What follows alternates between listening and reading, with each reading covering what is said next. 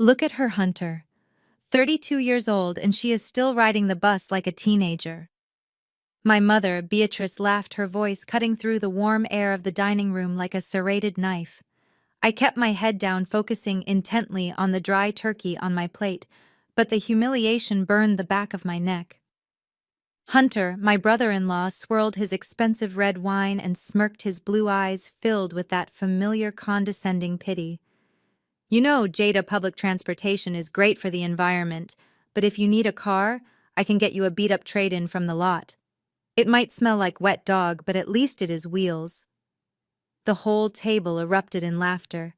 My sister Ebony, my father, even the cousins, they all thought it was hilarious that the black sheep of the family was a failure. I felt my phone vibrate against my thigh, one single long vibration. I slid my hand under the table and glanced at the screen. A notification from my chief financial officer. It read simply, "Acquisition complete. You now own 100% of Hunter Motors." I looked up at Hunter, who was still laughing at his own joke, completely unaware that the woman he was mocking had just become his boss. Before I tell you how I fired him without saying a single word, please let me know where you are watching from in the comments below. Hit like and subscribe if you have ever had to sit in silence while people who have no idea who you really are tried to tear you down. My name is Jada, and for the last 5 years, my family has believed I am a struggling data entry clerk. They have no idea that the data I analyze controls a $3.2 billion transportation empire. But let's go back to where this nightmare began just 3 hours before that dinner in the freezing cold of a Chicago Thanksgiving. The snow was coming down in thick, heavy sheets, burying the driveway of my parents' suburban McMansion in white. I was walking the last half-mile from the bus stop, my old sneakers crunching against the ice. The wind whipped through my thin coat, biting at my skin, but I didn't mind. Walking helps me think. It helps me analyze logistics. But as I approached the house, the peace was shattered. A midnight blue Porsche Cayenne roared up the street, the engine growling aggressively before drifting into the driveway. It cut through the snow with arrogant ease, nearly splashing slush onto the sidewalk where I stood. The driver door opened, and out stepped Hunter. He looked every bit the successful car salesman he claimed to be, wearing a camel hair coat that probably cost more than my first apartment. He walked around to the passenger side and opened the door for my sister Ebony. She stepped out like royalty, wrapping a white faux fur coat tight around her body. She didn't look at the snow. She looked at her phone, probably checking her Instagram engagement. Mom and Dad were already at the front door, beaming like they were welcoming dignitaries. "Oh, look at you two, my mother," Beatrice squealed, rushing out in her slippers to hug Ebony. "You look like a movie star, baby. And Hunter, is this the new model? It is beautiful." Hunter tossed the keys to my father, as if Dad were a valet. "Keep it warm for me, Pop. It is German engineering at its finest. Heated seats, twin-turbo V8, real power. Not that you would know much about that, right, Pop?" Dad just laughed, clutching the keys like they were a prize. "Of course, son. Only the best for my girl." I stood at the end of the driveway watching them. I was invisible. I adjusted my backpack, which contained a laptop worth $40,000 and encrypted hard drives that held the secrets of global shipping routes, and trudged up the path. The cold was seeping into my bones now. As I reached the porch, shaking the snow off my shoulders, my mother turned around. Her smile vanished instantly. "Jada, you are late. And look at you, you are soaking wet. Do not track that slush onto my hardwood floors. I just had them polished." I stopped, my hand hovering over the door handle. "Mom? It is a blizzard out here." The bus was delayed. Beatrice blocked the doorway, her arms crossed. Her eyes scanned my outfit with disgust, lingering on my worn-out sneakers. A choice I made for comfort and speed, not because of poverty. But she saw what she wanted to see. "Use the back door, Jada, through the garage. I do not want you ruining the aesthetic. Everyone is already inside having cocktails. Try to dry off before you come in. You look like a drowned rat." Ebony giggled, nuzzling into Hunter's shoulder. "Yeah, Jada, seriously. Have some respect for Mom's house. Maybe if you bought a car, you wouldn't be so wet. Hunter chuckled a low, grating sound. Easy, babe. Not everyone has your drive. Some people are just destined to be pedestrians. They turned their backs on me, the warm golden light of the hallway swallowing them up as the heavy oak door slammed in my face. I stood there for a moment, listening to the lock click. The biting wind stung my cheeks, but it was nothing compared to the coldness radiating from that house. I walked around to the side of the house, navigating through the deep snowdrifts to the garage entrance. I entered through the mudroom, the smell of roasted turkey and sage stuffing hitting me instantly. It should have smelled like home. Instead, it smelled like obligation. I took off my coat and hung it on a hook, watching water drip onto the linoleum. I took a deep breath, composing my face into a mask of neutral indifference. This was the game I played, the stealth game. When I finally walked into the living room, the party was in full swing. My parents had invited a few neighbors, probably to show off Hunter and Ebony. Hunter was holding court by the fireplace, a glass of bourbon in one hand. I was telling the regional manager, you cannot sell luxury if you do not live luxury.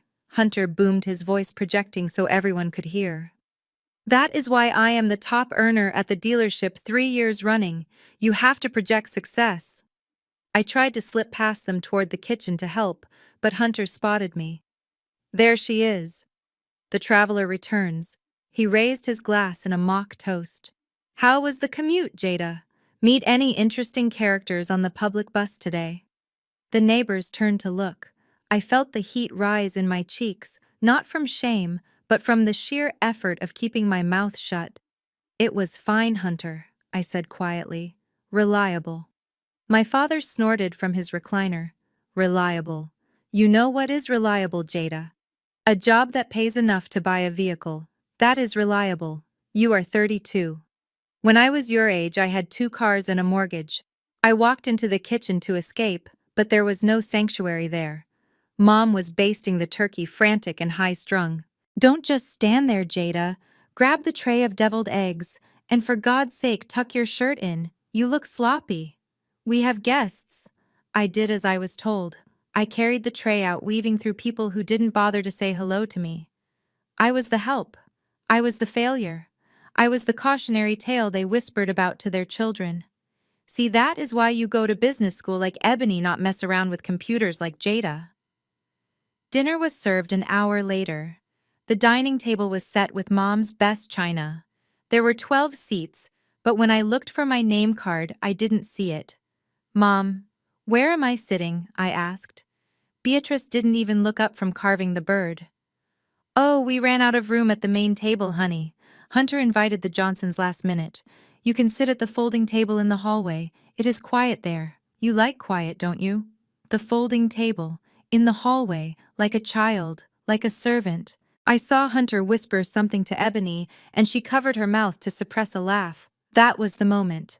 That was the precise second my patience evaporated. But I didn't scream. I didn't flip the table. I simply pulled a chair from the kitchen and dragged it right up to the corner of the main table, squeezing in between Dad and Hunter. What are you doing? Mom hissed. I am eating dinner with my family, I said, my voice calm but hard as steel. I sat down and unfolded my napkin. The room went silent. The tension was thick enough to choke on. Hunter cleared his throat, deciding to break the tension by putting me back in my place. He leaned back, looking at me with that smirk. You know I was serious earlier, Jada. We have a 2010 Honda Civic on the lot. High mileage bumpers falling off, but I can talk to the finance guy for you. With your credit score, you will need a co-signer, obviously. Maybe Dad can sign for you again. Dad sighed, shaking his head. I am done signing for her, Hunter. She needs to learn on her own. If she wants to walk everywhere, let her walk. It is pathetic, really. A grown woman with nothing to her name. Mom chimed in, passing the potatoes. It is not just the car, it is the ambition. Ebony is expanding her wardrobe for the winter gala. Jada, what are you doing? Still staring at spreadsheets all day for minimum wage. I took a sip of water. Actually, I am working on a logistics merger, I said. Hunter laughed so hard he nearly choked on his wine. Logistics merger. You mean figuring out the best route for the mailman? Listen, leave the business talk to the big dogs, Jada. You do not understand how the real world works. Money talks. And right now, your silence is deafening. That was when the phone vibrated. I looked down. The email from my legal team was marked urgent. Subject title transfer confirmed. The attachment showed the deed to the land Hunter's dealership stood on and the controlling interest in the parent company. I looked at the time. 7:00 p.m. The automated system had just processed the wire transfer. $3.2 billion had moved through the cloud, reshaping the market, and nobody at this table had a clue. I looked up at Hunter. He was still grinning, waiting for me to cry or leave. That is what I usually did. I usually ran away, but not tonight. Is something funny? Jada Ebony asked, noticing the change in my expression. I sliced a piece of turkey with precision. No, I said softly. I was just thinking about what you said, Hunter. About money talking. Yeah, what about it? Hunter challenged. I smiled. A real, genuine smile. It just spoke, Hunter. And it had a lot to say about you. He frowned, confused. What is that supposed to mean? It means I said, reaching for the cranberry sauce, that you should probably enjoy this meal. It might be the last one you can afford for a while. Mom slammed her fork down.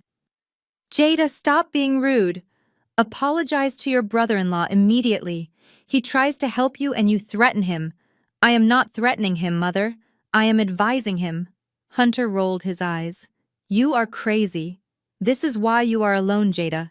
You are bitter. You see our success and you cannot handle it. I checked my watch. My helicopter pilot had just texted me. ETA 15 minutes. He was landing in the country club field behind the house. You are right, Hunter, I said, standing up. I cannot handle it. That is why I am leaving. Sit down, Dad barked. No, I said. I have a flight to catch. Flight? Ebony scoffed. What economy class to nowhere? Something like that, I said. I grabbed my phone and tapped the screen, forwarding a document to Hunter's email. You might want to check your inbox, Hunter. Work never stops, right? Even on Thanksgiving. Hunter pulled out his phone, annoyed. If this is spam, Jada, I swear to God, I will. His voice trailed off. His eyes widened. He scrolled down, his face turning pale, draining of all color, until he looked like the snow outside. His hands started to tremble. What is it? Ebony asked, touching his arm. Baby, what is wrong? Hunter looked up at me, his mouth opening and closing like a fish out of water. This says. It says, your dealership has been acquired. I finished for him, by Logos Dynamics. So what Mom said? What does that have to do with Jada? Hunter swallowed hard, a bead of sweat rolling down his temple despite the cold. He looked at me with pure terror. Because, he whispered, because the CEO of Logos Dynamics is Jada. The room went deathly silent. The only sound was the wind howling outside and the distant rhythmic thumping of rotor blades cutting through the winter sky, getting closer and closer. The morning sun reflected off the obsidian glass of the Logos Dynamics Tower, turning the 70-story skyscraper into a beacon of dark light in the center of the Chicago skyline. 12 hours ago, I was shivering in a bus shelter, wiping snow off sneakers that my mother deemed an embarrassment. Now the tires of my armored sedan crunched softly against the private underground ramp. The driver opened the door and I stepped out. Gone was the oversized coat and the posture of a beaten dog. I smoothed the lapels of a charcoal suit that cost more than Hunter's entire annual salary. My heels clicked against the polished concrete floor, a rhythmic sound of authority that echoed in the silence of the secure garage. I approached the private elevator that only had one button. It did not require a keycard or a code. I simply looked into the small black lens mounted on the steel panel. A soft blue light scanned my iris. A mechanical voice devoid of judgment or mockery broke the silence. Welcome back, Madam Chairwoman. The door slid open smoothly, As the car ascended at a speed that would make ears pop, I watched the floor numbers blur on the display. This was my reality. The woman at the dinner table, the one who shrank away from insults and ate in the hallway, was a ghost. A necessary disguise. When the doors opened on the penthouse floor, the hum of activity was instantaneous. This was the nerve center of global logistics, a room where billions of dollars in cargo were tracked in real time. As I walked down the central corridor, the atmosphere shifted. Dozens of analysts and executives stopped their conversations mid-sentence. Heads bowed, eyes lowered. It was not fear. It was reverence. "Good morning, Ms. Jada," a junior executive whispered as I passed, clutching his tablet to his chest. I didn't stop. I didn't need to. In this world, I was not the black sheep. I was the shepherd. I pushed open the double doors to the boardroom. The glass walls offered a panoramic view of the city, covered in the white snow that had frozen my bones the night before. But in here, the temperature was perfectly controlled. My chief financial officer, Marcus, and the rest of the board were already seated.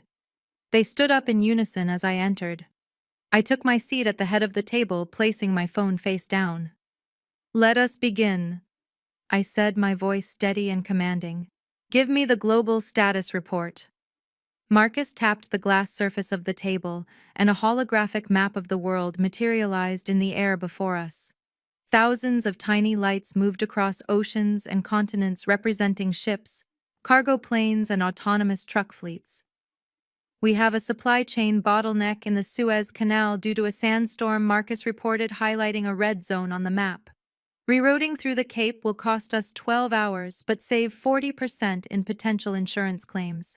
Do we have authorization to divert the fleet?" "Do it," I said without hesitation. "And authorize the purchase of the local fueling station in Cape Town.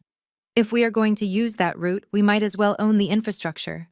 We don't pay rent to anyone, not anymore." Marcus nodded, typing the command. The red lights on the map turned green as the fleet adjusted course. This was power, real power. Not the petty power my father felt when he dangled car keys in front of me, or the power Hunter thought he had because he drove a Porsche. This was the power to move mountains, to feed nations, to control the flow of the world economy. After 40 minutes of high-level strategy, the room cleared out, leaving only Marcus and the head of my internal audit team, a sharp woman named Sarah. The holographic map faded, replaced by a single grim spreadsheet on the screen. Sarah cleared her throat, looking uncomfortable. "Madam Chairwoman, we need to discuss the new acquisition. The Hunter Motors dealership chain. We completed the hostile takeover at 7:00 p.m. last night as per your instruction. However, during the due diligence audit this morning we found discrepancies." I leaned back in my leather chair, steepling my fingers. "What kind of discrepancies?" Sarah swiped the screen, enlarging a series of highlighted transactions. "It is not just mismanagement. It is fraud. Significant skimming from the deposit accounts.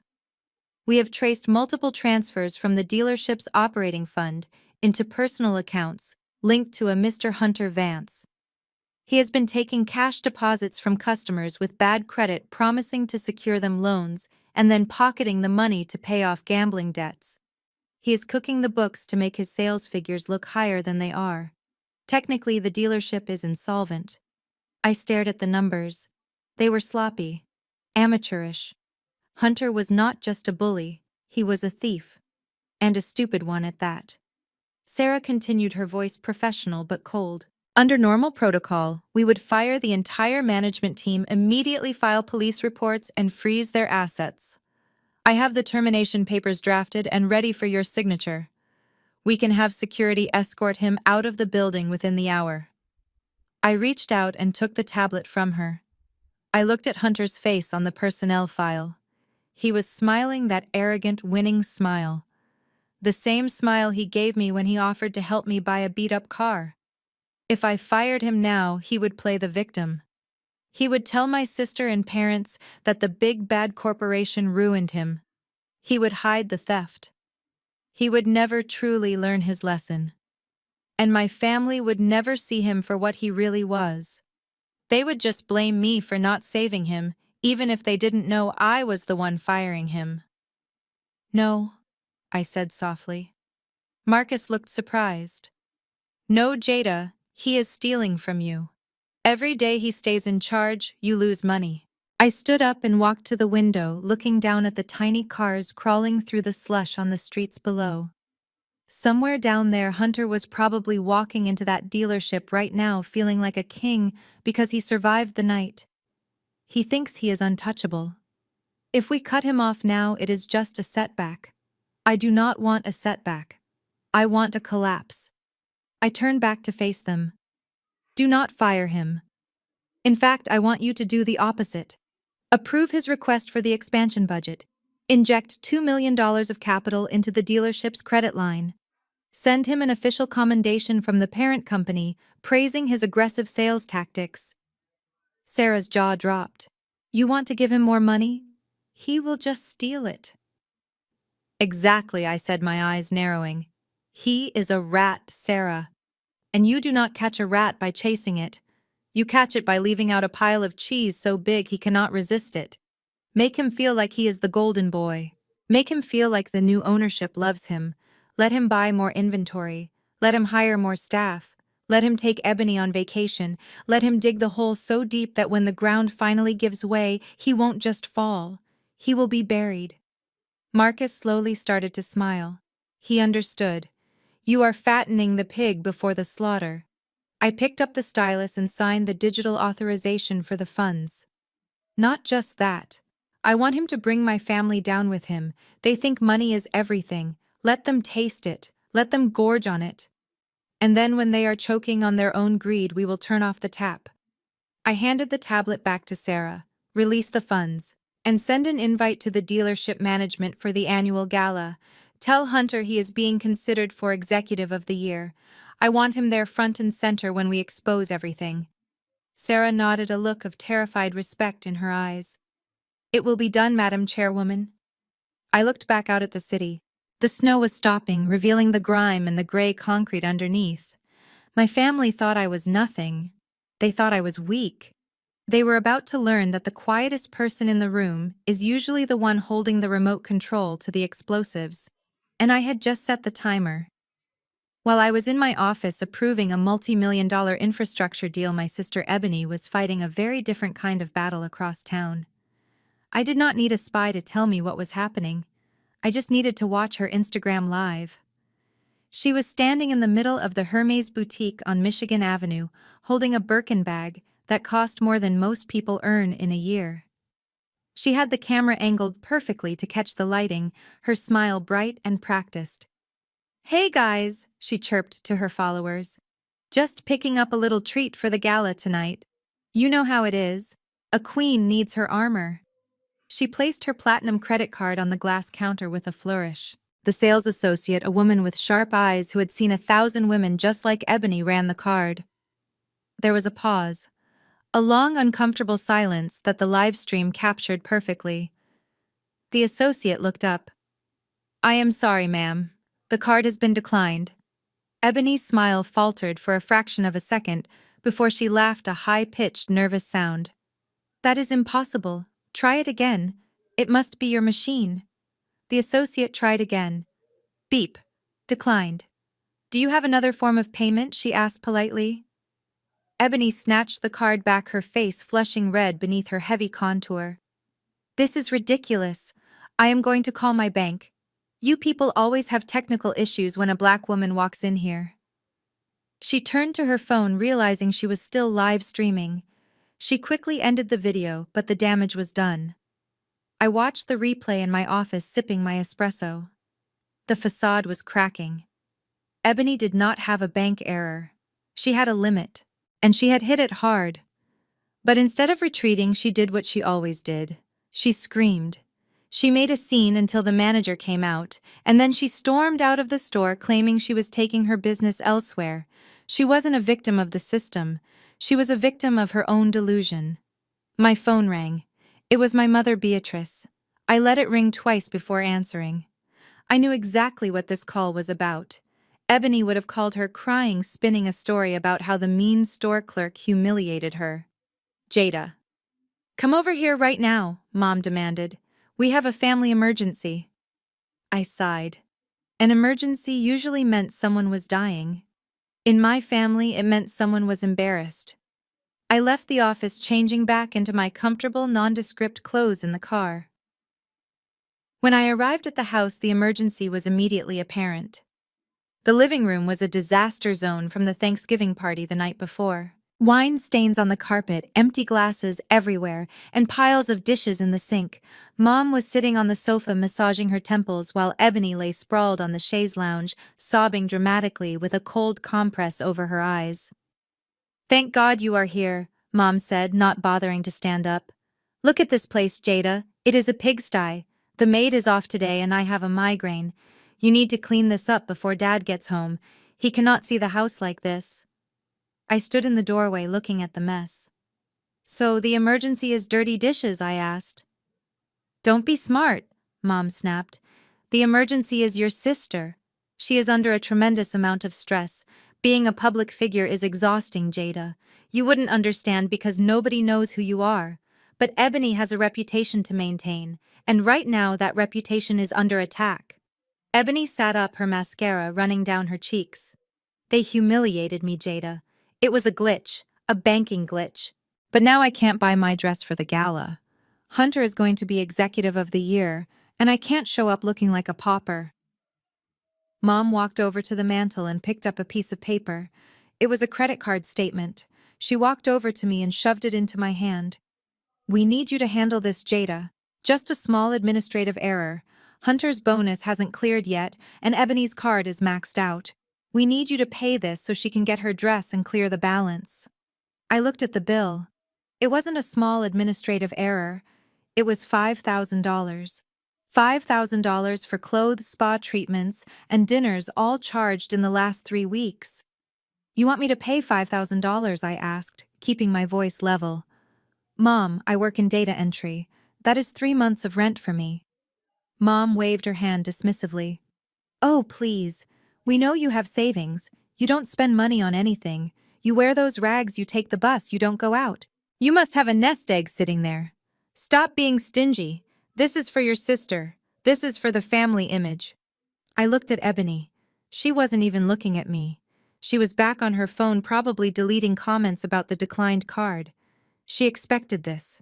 She expected me to fix it, because that is what I had always done. I was the safety net they didn't respect but always used. No, I said. The room went silent. Mom blinked as if I had spoken in a foreign language. Excuse me. I said no. I repeated, handing the bill back to her. I do not have $5,000 to pay for a dress Ebony is going to wear once. And even if I did, I wouldn't give it to you. If the card is declined, maybe she should stop spending money she doesn't have. Mom's face turned a shade of purple I had rarely seen. She took a step closer to me, invading my personal space.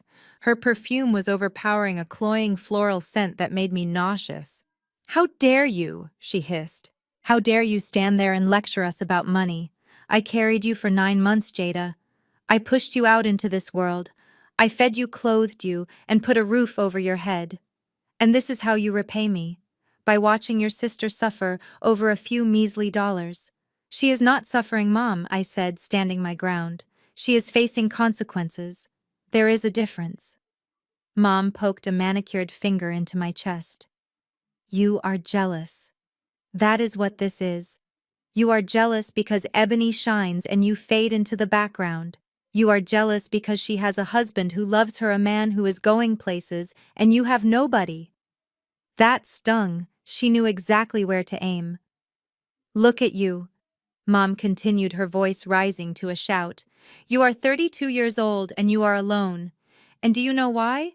It is not because of your looks, Jada. It is because of your heart. You are cold. You are selfish. No man wants a woman who counts pennies and turns her back on her own blood. Hunter was right about you. You are pathetic. Ebony chimed in from the couch, her voice dripping with venom. Just leave her alone, Mom. She wants to see me fail. She probably loved it when my card got declined. She is bitter because she will never be invited to a gala like the one we are going to. She belongs on the bus. Mom grabbed my arm, her grip surprisingly strong. You listen to me. You will clean this living room, and then you will go to the bank and you will withdraw that money. Or so help me God, Jada, you will not be welcome in this house again. I looked down at her hand on my arm. Then I looked into her eyes. There was no love there. There was only control. For years I had desperate for a crumb of affection from this woman. I had thought that if I was good enough, successful enough, or obedient enough, she would finally look at me the way she looked at Ebony. But now, seeing the naked greed and malice in her face, I realized the truth. It was never about me. It was about what I could do for them. I pulled my arm away firmly, breaking her grip. I smoothed out my sleeve. I am not cleaning this room, Beatrice, I said, dropping the title of Mom. And I am certainly not paying that bill. If Ebony wants a dress, she can sell one of the 3 cars she claims to own. I turned around and walked toward the door. Behind me, I heard the sound of a vase shattering against the wall. Get out, Mom screamed. Get out and don't come back until you learn your place. You are a disgrace to this family. I walked out into the cold afternoon air. I didn't cry. I didn't look back. I took out my phone and called Sarah. Sarah, I said, my voice calm. Proceed with the plan for the gala. And Sarah, make sure the seating chart places my family at table 4. Table 4, Sarah asked. But Madam Chairwoman, table 4 is right next to the kitchen doors. It is the worst seat in the house. I know, I said, getting into my car. It is exactly where they belong. The next afternoon I sat in my corner office at Logos Dynamics, but my attention wasn't on the global shipping routes displayed on the wall monitors. Instead, I was focused on a single secure video feed streaming directly to my tablet. The camera was hidden inside a smoke detector in the general manager's office at Hunter Motors. The office that Hunter occupied like he was the king of Chicago. On screen, Hunter looked frantic. He was typing furiously on his computer, moving money around with the desperation of a man who knows the walls are closing in. I watched as he transferred a $20,000 deposit from a customer named Mrs. Higgins directly into his personal gambling account. He let out a sigh of relief, leaning back in his leather chair and dialing a number on his cell phone. I turned up the volume on my tablet. He was calling his college buddy, a hedge fund manager in New York. The conversation that followed made my blood run cold, not out of fear but out of pure, unadulterated disgust. Yeah, I covered the spread. Hunter laughed, propping his feet up on the desk. I just borrowed a little from the customer deposits. Nobody checks the books here, man. The owners are absentee, and the staff is too scared of me to say a word. He paused, listening to his friend, then laughed again, a cruel, mocking sound. My in-laws. Please. They are clueless. I wave a shiny object in front of them, and they clap like seals. I have them wrapped around my finger. They think I am their savior because I buy the good wine. It is almost too easy. I watched him swirl the whiskey in his glass. Then his voice dropped, becoming lower and more sinister. Well, most of them are easy. There is the sister-in-law. Jada. Yeah, the dark-skinned one. She is different. She is sullen. She sits there and stares at me with those eyes. Doesn't say a word. It gives me the creeps, honestly. She acts like she is better than us, but she is riding the bus. It is pathetic, but you know how it is. Sometimes you have to deal with the help to get the princess. I froze. The help. That was how he saw me. That was how he saw my entire family, really. We were just props in his play, stepping stones for his ego. He didn't love Ebony. He loved that she worshipped him. He loved that my parents treated him like a white savior who had graced their family with his presence. I saved the recording to the secure server, adding it to the growing file marked Operation Collapse. I closed my laptop. It was time to go home. I knew exactly what was coming next. Hunter had just stolen $20,000, but he needed more to cover his debts. And I knew exactly who he was going to try to squeeze. When I arrived at my parents' house that evening, the atmosphere was electric with false hope. Hunter was already there, pacing the living room floor like a preacher at a revival. Mom and Dad were sitting on the edge of the sofa looking at him with rapt attention. Ebony was beaming, clutching a brochure for a luxury vacation in the Maldives. Jada, come in, come in, Hunter said, waving me over with manic energy. I was just telling the family about a once-in-a-lifetime opportunity. I stayed by the door, keeping my coat on. What kind of opportunity, Hunter? An IPO. He said, his eyes wild. Inside stock options for the dealership's parent company. My boss told me that if I can put down $50,000 by tomorrow morning, I can buy shares that will triple in value by next week. Triple, Jada. We are talking about life-changing money. Mom clapped her hands together. Isn't that wonderful? Hunter is going to make us all rich. There is just one small problem, Hunter said, his voice dropping to a sad, manipulative whisper. I am a little illiquid right now. All my cash is tied up in investments for our future, and Ebony has maxed out her credit for the gala. Mom and Dad have already helped so much with the house renovations. He turned his blue eyes toward me, the predatory gaze of a shark sensing blood. But you, Jada, you have zero expenses. You live like a monk. You have been working for 10 years. You must have clean credit. I felt the air leave the room. I knew where this was going. I do not have $50,000, Hunter, I said calmly. No, but you have leverage, he countered quickly.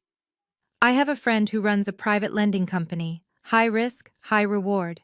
If you sign a personal guarantee, he will give you the cash tonight. I will pay you back next week with interest.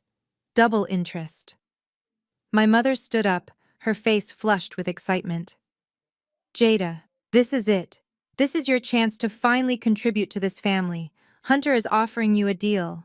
You want me to go to a loan shark? I asked, incredulous. You want me to take out a predatory loan with a 300% interest rate so Hunter can gamble on a stock tip? It is not gambling, Ebony snapped. It is investing. God, you are so small-minded, Jada. That is why you are poor. You are afraid to take risks. Hunter is trying to help us. I looked at my father. He wouldn't meet my eyes. He was staring at the floor, ashamed but silent. He knew this was wrong, but he was too weak to stand up to the golden boy. Dad, I said softly, you spent 40 years working at the post office to keep your credit perfect. Are you really going to let them force me to destroy mine? Dad mumbled something about family sticking together, but he didn't look up. Mom stepped forward, her voice hardening. Do not look at your father. Look at me. We gave you everything, Jada. We took you in when you failed at that startup years ago. We fed you. Now your brother-in-law needs help. He is family. If you do not do this, if you let this opportunity slip through our fingers because you are too selfish to sign a piece of paper, then you are no daughter of mine. I looked at Hunter. He was smirking again, that same smirk I had seen on the security feed. He knew I wouldn't do it. He didn't want the money from me. He wanted to break me. He wanted to prove to my parents that I was useless, so that when his house of cards eventually fell, he could blame me. He could say I could have saved us, but Jada wouldn't help. I took a deep breath. The anger that had been simmering in my gut for years finally cooled into something hard and sharp. A weapon.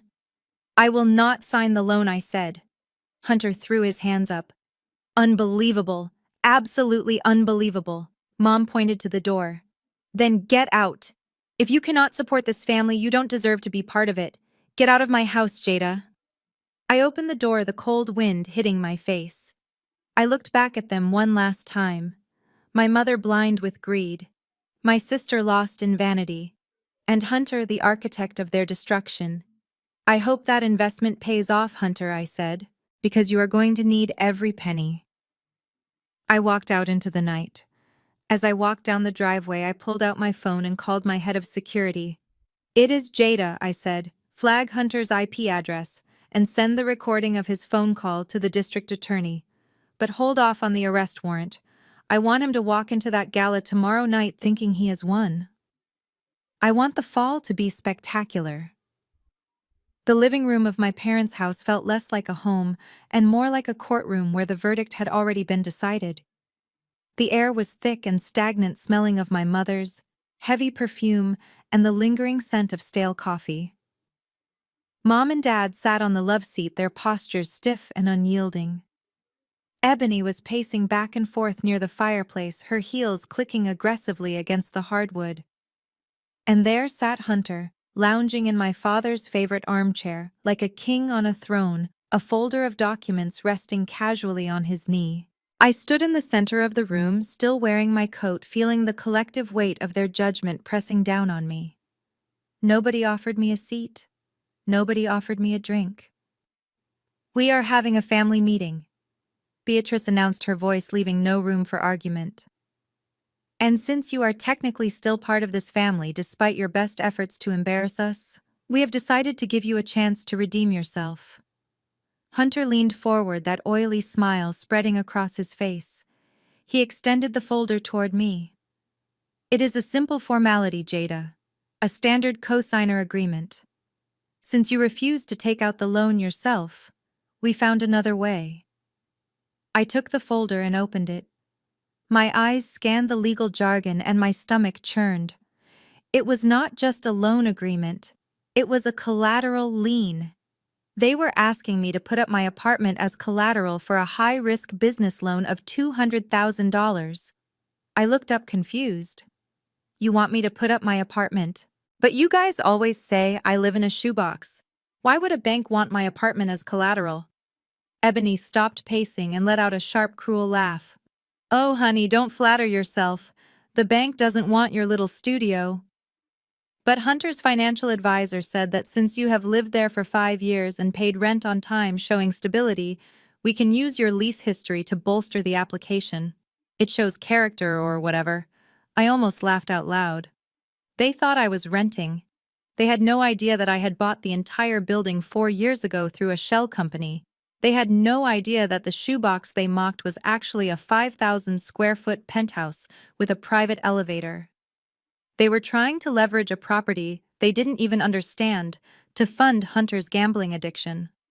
I closed the folder and tossed it onto the coffee table. The sound of it hitting the wood echoed in the silent room. "No," I said.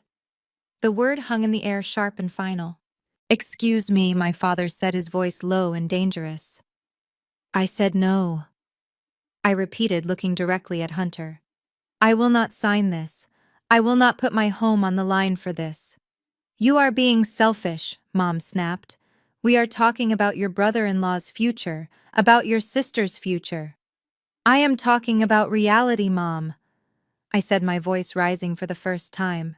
"Open your eyes. Look at him.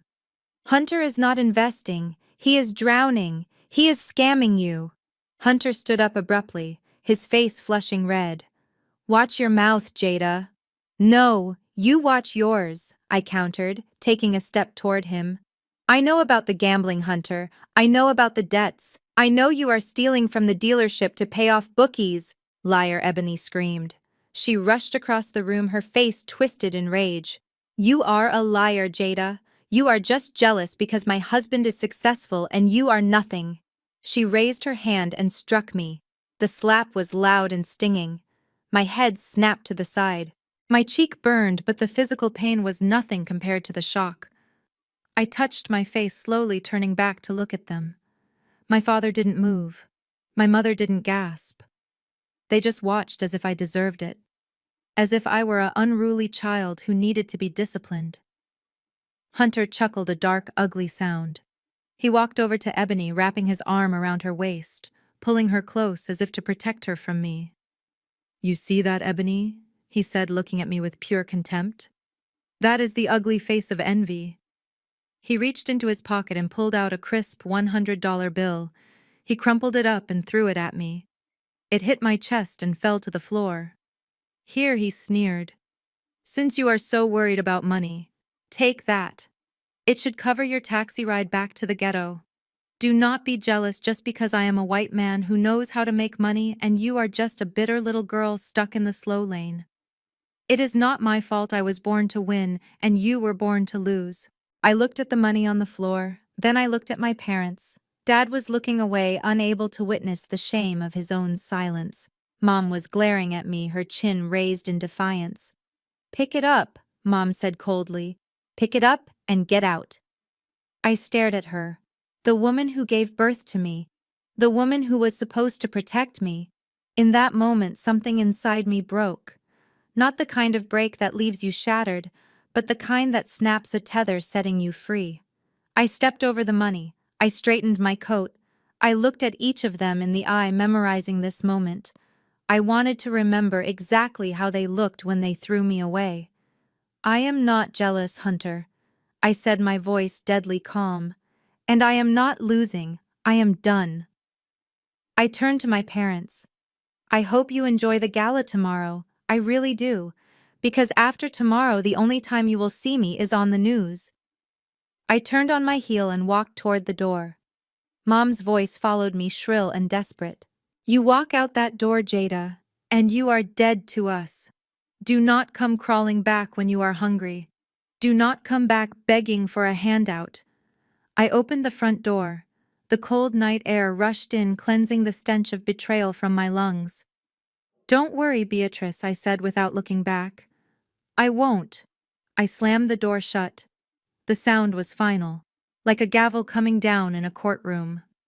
I walked down the driveway, leaving the Porsche, the mortgage, and the lies behind me. I didn't call a taxi. I called my driver. "Take me to the airfield," I told him. "I have a company to run. And I have a funeral to prepare for." "Whose funeral, madam?" the driver asked. "My family's," I said. "They just died tonight." The morning after I walked out of my parents' house, I stood in my office looking at the Chicago skyline. The city looked different from up here. Down on the street it was cold and chaotic, but from the 70th floor it was just a grid of lights and data points. I felt a strange sense of calm. The emotional cord that had tethered me to my family's approval for 32 years had finally snapped, and in its place was a cold, hard resolve. I pressed the intercom button on my desk. "Sarah, please come in, and bring the event coordination team." Sarah entered a moment later, looking slightly nervous. She knew about the personal nature of the Hunter Motors acquisition, but she didn't know the depths of the betrayal I had endured the night before. She placed a tablet on my desk. "Madam Chairwoman, the annual Logos Dynamics Gala is scheduled for next month. The venue is booked and the invitations are ready to be printed." "Cancel them," I said, turning away from the window. "Move the gala to tonight." Sarah blinked, her professional mask slipping. "Tonight?" "But madam, that is impossible. The catering, the security, the guests. We cannot organize a black tie event for 500 people in 12 hours. "We do not need 500 people," I said. "We only need the board of directors, the key shareholders, and the press. And we need one specific table of honor. I want you to send a priority courier to Hunter Vance at the dealership. He is to receive a personal invitation to receive the Promising Entrepreneur of the Year award." Sarah started taking notes furiously. The Promising Entrepreneur Award. I wasn't aware we had such a category. "We do now," I said. "Make the invitation look expensive. Gold leaf, heavy cardstock, the works. I want him to believe that the new parent company sees him as a visionary. I want him to think he has fooled us all. And Sarah, make sure the invitation explicitly includes his family. My parents and my sister. I want them all there." I watched Sarah leave to execute the order. It was a logistical nightmare for my team, costing the company nearly $500,000 in rush fees, but it was worth every penny. This wasn't just a party, it was a stage, and I had written the final act. Across town, the bait was delivered exactly as planned. I watched the security feed from the dealership as a courier in a uniformed suit handed Hunter a thick velvet envelope. Hunter opened it, his hands actually trembling. When he pulled out the card, the gold lettering caught the fluorescent lights of the showroom. He let out a whoop of joy that startled the customers. "Yes, I knew it. I told them." He grabbed his phone and dialed Ebony immediately. "Baby, pack your bags. We made it. The new owners. They are not firing me. They are honoring me." I listened to his voice crack with excitement. He truly believed his own lies. He thought that his doctored sales numbers and his theft disguised as creative accounting had actually worked. He thought he was being rewarded for his brilliance. Ebony's voice on the other end was shrill with excitement. "Are you serious, Hunter? An award?" "Serious as a heart attack." Hunter laughed. "It is the Promising Entrepreneur Award. This comes with a bonus, baby. I am sure of it. This is the big leagues. Mom and Dad were right. I am the golden goose. The trap was not just sprung, it was swallowed whole." The reaction at my parents' house was instantaneous and chaotic. For a family that claimed to be wealthy, they scrambled with the desperation of people living on the edge of ruin, because they were. Hunter's gambling debts and Ebony's spending habits had left them with zero liquidity. They had the invite to the ball, but they didn't have the shoes. I monitored their credit activity through the banking alerts I still had access to. It was a tragic comedy of errors. First, Ebony tried to book a limousine. Her card was declined again.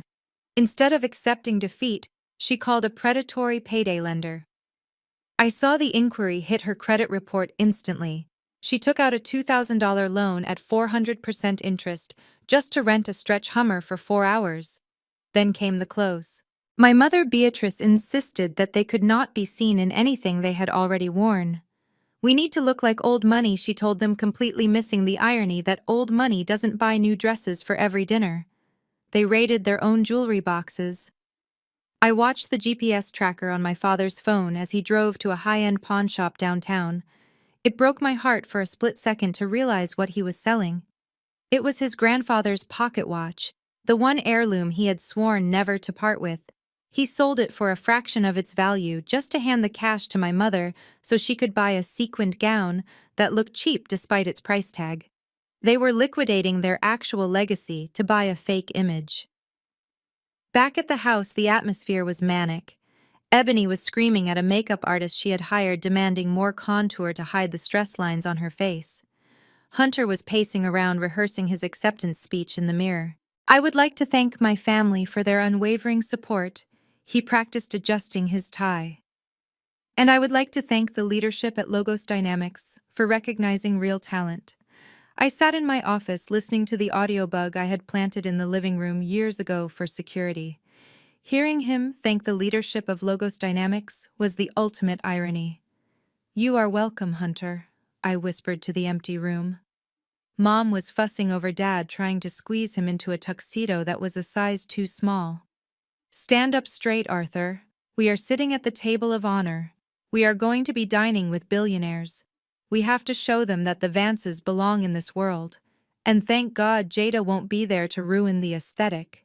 Can you imagine her showing up in those sneakers? It would be humiliating." Ebony laughed, applying a final layer of lipstick. "She is probably eating a microwave dinner in her apartment right now. I almost feel sorry for her." Almost. But hey, some people are born to be spectators, and some are born to be stars. They truly believed that excluding me was their victory. They had no idea that I had personally approved the seating chart. I had placed them at the most prominent table in the room, right in the center, under the brightest spotlight. Not to honor them, but to ensure that when the hammer fell, there would be no shadows for them to hide in. The sun began to set over Chicago, painting the sky in deep purples and oranges. The city was preparing for the night. My team was transforming the Ritz-Carlton ballroom into a palace of glass and light. And my family was putting on their costumes, unaware that they were dressing for their own execution. I stood up and walked to my private dressing room adjoining the office. Hanging on the rack was my outfit for the night. It wasn't a sequined gown, it was a white tailored power suit sharp enough to cut glass. Tonight, I wasn't dressing to impress them. I was dressing to dismiss them. I checked my phone one last time. The limousine had just arrived at my parents' house. The trap was full. The cage door was about to close. And for the first time in my life, I wasn't afraid of what my mother would say. I was looking forward to leaving her speechless. While I was orchestrating the dismantling of a corrupt empire, my mother and sister were waging war on a sales assistant named Chloe. I knew this because I had access to the security feeds of every high-end retailer in the city, a perk of owning the logistics companies that delivered their merchandise. I watched the footage from my tablet, witnessing the sheer spectacle of their delusion. They were in the most exclusive bridal and evening wear boutique on Oak Street, a place where appointments were mandatory and silence was a luxury. But Ebony and Beatrice had stormed in like a hurricane of cheap perfume and entitlement, demanding immediate service. "This champagne is warm," Ebony snapped, shoving a crystal flute back at the terrifyingly patient assistant. "Take it away." I specifically asked for chilled Bollinger. "Do you know who I am? My husband is receiving the highest honor from Logos Dynamics tonight. We are practically royalty." Chloe, whose eyes looked tired, apologized softly. "I am so sorry, madam.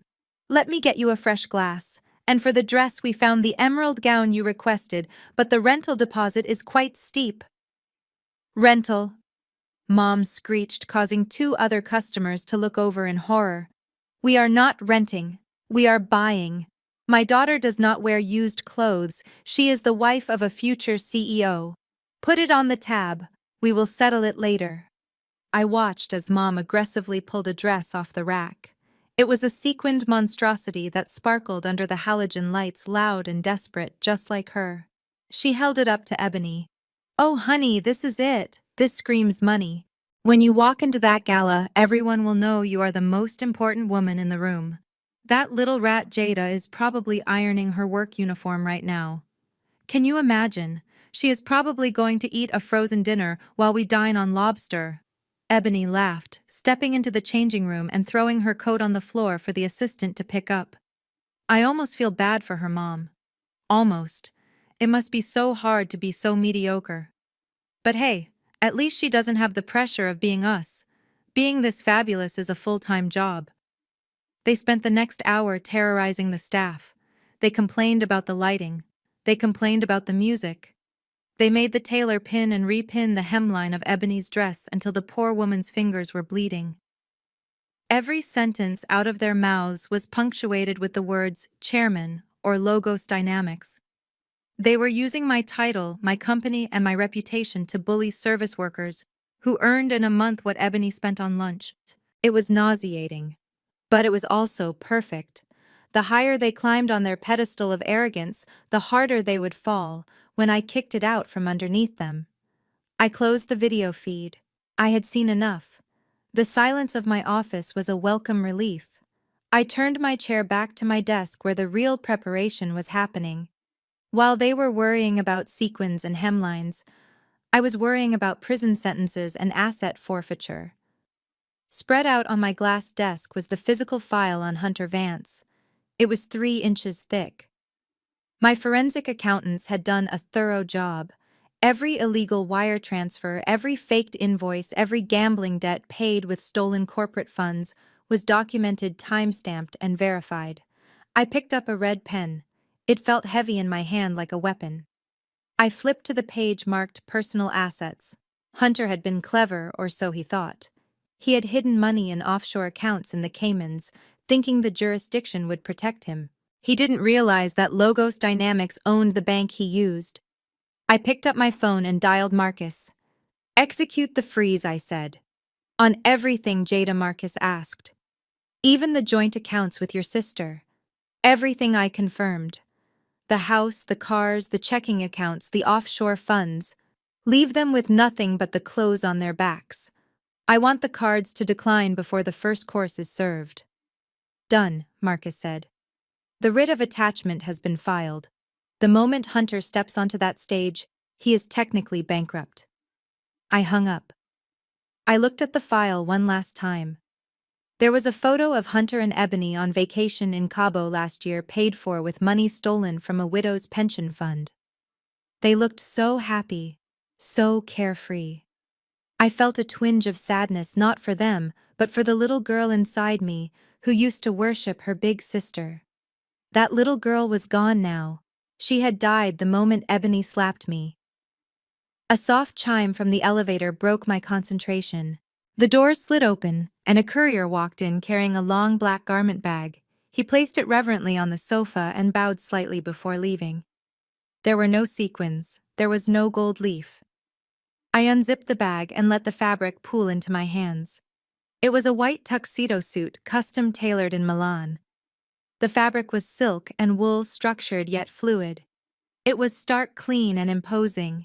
It was not a dress for a wife, it was a uniform for a commander. I stood up and walked to the floor-to-ceiling window. The sun had set completely now. Chicago was a sea of glittering lights below me. Somewhere down there in the grid of traffic, a stretch Hummer was making its way toward the Ritz-Carlton. Inside, my family was drinking champagne, laughing, and rehearsing their victory speeches. They were driving toward a cliff, pressing the accelerator to the floor, convinced they were flying. I touched the cool glass of the window. I could see my reflection. I didn't look like the Jada they knew. I didn't look like the scapegoat. I looked like the storm that was about to make landfall. "Enjoy the ride, Mom," I whispered to the city below. "Because when you get to the destination, you are going to find out that the driver has locked the doors." I turned away from the window and pressed the intercom. "Sarah, have the car ready. And tell security to hold the perimeter. The chairman is coming down." It was time to go to the ball. But I wasn't going there to dance. I was going there to burn the house down. The entrance to the Ritz-Carlton was a chaotic symphony of flashing cameras and shouting paparazzi. A fleet of black luxury sedans was dropping off the titans of industry, the men and women who controlled the global supply chain. But amidst the understated elegance of the billionaires, a stretch Hummer pulled up to the curb, looking loud and out of place. It was the kind of vehicle people rented for prom, not for a corporate gala. The driver opened the door and out stepped Hunter. He smoothed his tuxedo jacket, inhaling the crisp night air as if he owned the sidewalk. He extended a hand to Ebony, who emerged in her emerald green sequined dress. The sequins caught the flash of a nearby camera, blindingly bright. She paused on the sidewalk, posing for photographers who were actually aiming at the senator standing behind her, but she didn't care. In her mind, every lens was focused on her. My parents followed, looking stiff and uncomfortable in their rented finery. Mom was clutching her clutch so tightly her knuckles were white, scanning the crowd to see who was watching. "Look at this, Arthur," she whispered loudly to my father. "This is where we belong. Finally." Hunter led the way toward the grand ballroom entrance, walking with a swagger that bordered on comical. He nodded to people who didn't know him, waved at executives who looked confused, and marched up the red carpet like he was accepting an Oscar. "Come on, everyone," he called back to the family. "Do not keep the admirers waiting." I was standing near the velvet ropes at the main checkpoint. I wasn't wearing a headset or holding a clipboard, but in the chaos of the entrance, my stillness made me look like staff. I was actually giving final instructions to the head of security via a small earpiece, ensuring that the federal agents were in position inside the ballroom. Hunter spotted me first. He stopped dead in his tracks, causing a pileup as my parents bumped into him. A slow, cruel smile spread across his face. He nudged Ebony. "Look, would you look at that?" Ebony squinted, then let out a shriek of laughter that turned heads. "Oh my God. You have got to be kidding me." "Jada." She strutted over to me, her dress swishing noisily. "I knew it. I knew you would be here. But I thought you would be scrubbing toilets in the back. Working the door. Really? This is a new low even for you." Mom hurried over, her face a mask of horror. She looked around frantically to see if anyone had noticed the connection. "Jada, what are you doing here?" she hissed. "You are embarrassing us. People are going to think we are related to the help." I looked at them. They looked like peacocks in a room full of eagles, loud, colorful, and completely defenseless. "I am working, Mother," I said simply. "Just like you told me to." Hunter stepped forward, invading my personal space. He looked me up and down, taking in my white suit. "Nice outfit. Did you rent that from a waiter supply shop? It fits okay, I guess. A little masculine for a lady, but beggars cannot be choosers." He turned to the security guard standing next to me. "Excuse me, my good man. We are VIPs. Honorees, actually. Please make sure this woman checks our coats properly. We do not want anything stolen. You know how these people are." The security guard, who knew exactly who I was, stiffened. He started to reach for his radio, but I made a subtle motion with my hand. Stand down. Let them play. Ebony leaned in close, her breath smelling of cheap mints and expensive champagne. Do us a favor, Jada. When we get inside, stay away from our table. I do not want you refilling my water glass. I do not want you clearing my plate. Just pretend you do not know us. It is better for everyone. I looked her in the eye. Don't worry, Ebony. After tonight, pretending I don't know, you will be the easiest thing in the world. She rolled her eyes. So dramatic. Whatever. Just move the rope. You are blocking the entrance for important people. I unhooked the velvet rope, stepping aside to let them pass. It was a symbolic gesture. I was opening the door to their destruction, and they were walking through it with smiles on their faces. As Hunter walked past me, he paused. He reached into his pocket and pulled out a crumpled $5 bill. He shoved it into the breast pocket of my custom-tailored Italian suit. Here, he said with a wink, for your trouble. Buy yourself a sandwich or something. And hey, if you see a bottle of Dom Perignon back there, sneak it over to table 4. I will give you another 5. He patted my shoulder, a condescending tap that made my skin crawl. Then he walked into the golden light of the ballroom, laughing with my father. That is charity, Arthur, he boomed, helping the less fortunate. I stood there for a moment, feeling the rough texture of the cheap bill against the silk of my suit. I pulled it out and looked at it. Abraham Lincoln looked back at me, unimpressed. I turned to the security guard. Captain? Yes, Madam Chairwoman. Ensure the doors are locked once all guests are inside, and tell the FBI team to hold their position until my signal. Yes, madam. I dropped the $5 bill into the tip jar of the coat check girl standing nearby. Keep it, I told her. It is the last money he is ever going to spend. I straightened my jacket and walked toward the ballroom. The flashbulbs erupted again, but this time they were not for the imposters. They were for the executioner. And I was ready to swing the axe.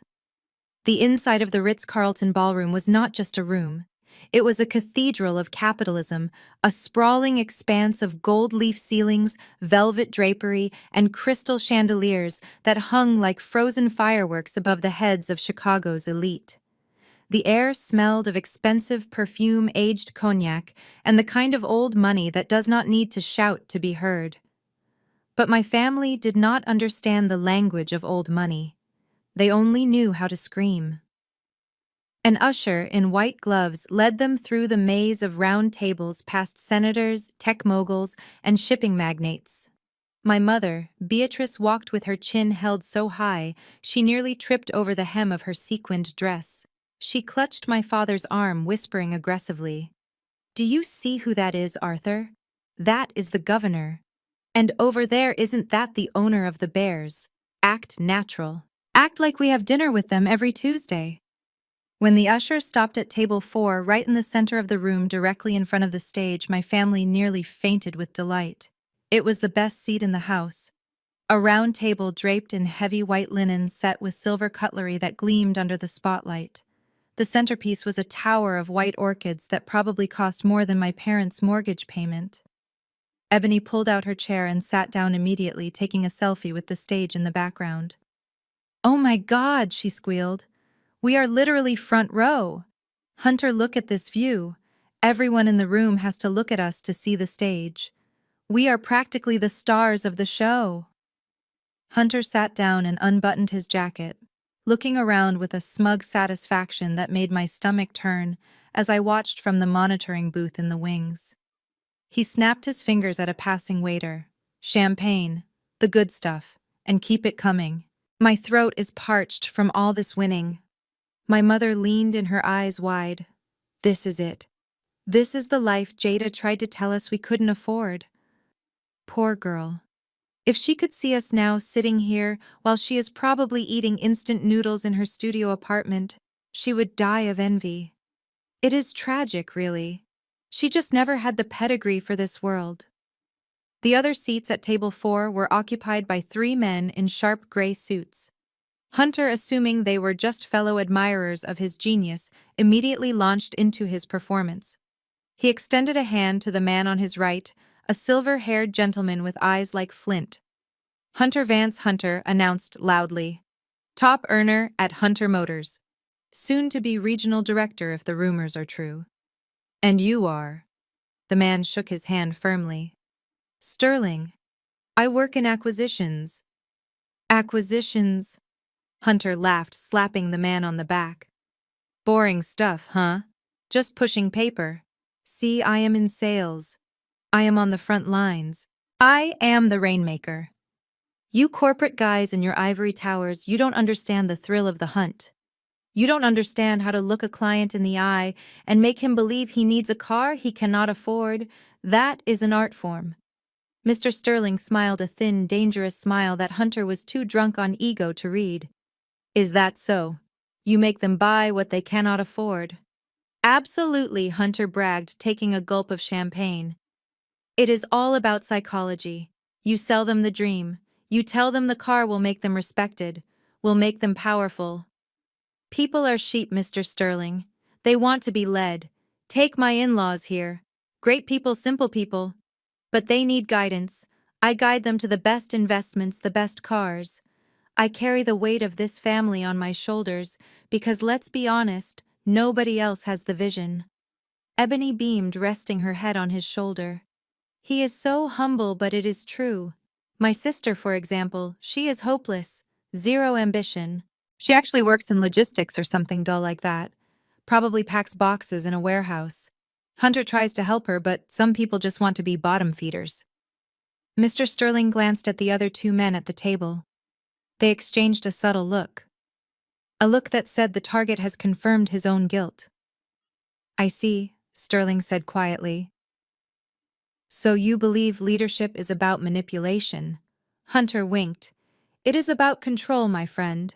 And tonight, Logos Dynamics is going to recognize that. They know a shark when they see one. They know that to run a region, you need a killer instinct. That is why I am sitting here, and the other dealership managers are sitting back there near the toilets. He laughed at his own joke, and my parents joined in a chorus of sycophants echoing their master. They ate the caviar without tasting it. They drank the wine without savoring it. They were consuming the moment with a ravenous hunger, trying to fill the empty void where their integrity used to be. Suddenly, the house lights dimmed. The chatter in the ballroom died down instantly, replaced by a heavy, expectant silence. A single intense spotlight cut through the darkness, illuminating the podium on the stage. The music swelled, a dramatic orchestral piece that vibrated in the floorboards. My family straightened up. Hunter fixed his tie, wiping a smudge of caviar from his lip. This is it, he whispered. Showtime. Mama, get your camera ready. You are going to want to record my walk to the stage. A deep voice boomed over the speaker system, echoing off the vaulted ceilings. Ladies and gentlemen, distinguished guests, partners and shareholders, welcome to the inaugural gala of the new Logos Dynamics. The crowd applauded politely. My parents clapped the loudest, trying to be noticed. The voice continued. For years, our company has operated in the shadows, moving the world without seeking the spotlight. We have built an infrastructure that powers nations. But tonight, we step into the light. Tonight, we reveal the vision behind the victory. Hunter nudged Ebony. He is talking about me. Vision behind the victory. That is my slogan. I used that in a sales meeting last month. They must have heard it. Please join me, the announcer said, his voice rising in a crescendo and welcoming the architect of this empire. The person who built this $3.2 billion conglomerate from a single laptop in a studio apartment. My mother frowned. Studio apartment. That sounds like... She trailed off, shaking her head. No, impossible. The announcer continued. She is a visionary who values silence over noise, results over rhetoric, and integrity over image. She is the unseen force that drives our industry. Ladies and gentlemen, please stand for the founder and CEO of Logos Dynamics. The spotlight moved from the podium to the velvet curtain at the back of the stage. The music reached a fever pitch. The entire room stood up in a wave of rustling silk and wool. My family stood up too, simply because everyone else was doing it. They craned their necks, desperate to see the billionaire who was about to validate their existence. Hunter whispered to Mr. Sterling. Watch this. I bet it is some old guy I played golf with. I have connections everywhere. The velvet curtains parted slowly. The announcer's voice thundered one last time. Please welcome the most powerful woman in modern transportation, Ms. Jada Vance. The name hung in the air like a thunderclap. At table 4 time seemed to stop. The smile slid off Hunter's face like sludge. My mother's hands went limp, dropping her expensive clutch onto the floor with a dull thud. Ebony froze her mouth slightly open, her eyes bulging as if the pressure in her head was about to explode. They didn't breathe. They didn't blink. They just stared into the darkness of the stage, waiting for the punchline of a joke they didn't understand. But there was no joke. There was only me. And I was walking into the light. The heavy velvet curtains parted with a slow, deliberate grace, revealing the center stage. For a heartbeat, there was nothing but the blinding white intensity of the spotlight cutting through the darkness. Then I stepped forward. I did not rush. I did not hesitate. I walked with the rhythmic, measured pace of a woman who owns the very ground beneath her feet. My white custom-tailored suit caught the light, making me glow against the pitch-black background. I looked out into the cavernous ballroom, a sea of 500 faces turned upward in anticipation. The silence that fell over the room was absolute. It was not the polite silence of an audience waiting for a speech. It was the shocked, suffocating silence of a collective gasp. I could see the confusion rippling through the front rows. They knew the name Jada Vance, the titan of industry they had come to worship. But they did not know the face. And for the few people who did know the face specifically, the 4 people sitting at table 4, the cognitive dissonance was shattering their reality in real time. I walked to the glass podium in the center of the stage. I placed my hands on either side of it, leaning forward slightly to look directly into the camera lens that was broadcasting my face to the giant LED screens flanking the stage. I let the silence stretch. I let it hang in the air for 5, 10, 15 seconds. I wanted them to look. I wanted them to really see me. Not Jada the scapegoat, not Jada the failure, but Jada the architect. From my vantage point, I had a perfect view of table 4. It was like watching a car crash in slow motion. The reaction was visceral, immediate, and catastrophic. Ebony was the first to break. She had been holding a crystal goblet of vintage Cabernet Sauvignon, halfway to her lips, frozen in a pose of feigned sophistication. As her brain finally processed that the woman on stage, the billionaire CEO, was the same sister she had slapped the night before her motor functions failed. Her hand went limp. The glass slipped from her fingers. It didn't just fall. It shattered against the edge of the table, exploding in a spray of dark red liquid. The wine splashed across the front of her white tablecloth, and more importantly, all over the front of her emerald-sequined dress. The dress she had leveraged her future to rent. The dark stains spread across her chest like a gunshot wound, ruining the fabric instantly. But Ebony didn't move. She didn't gasp. She didn't try to wipe it off. She just sat there staring at me with her mouth hanging open, the wine dripping onto her lap, completely paralyzed by the impossibility of what she was seeing. Next to her, my mother, Beatrice, looked as if she were having a stroke. Her eyes were bulging so far out of her head I thought they might pop.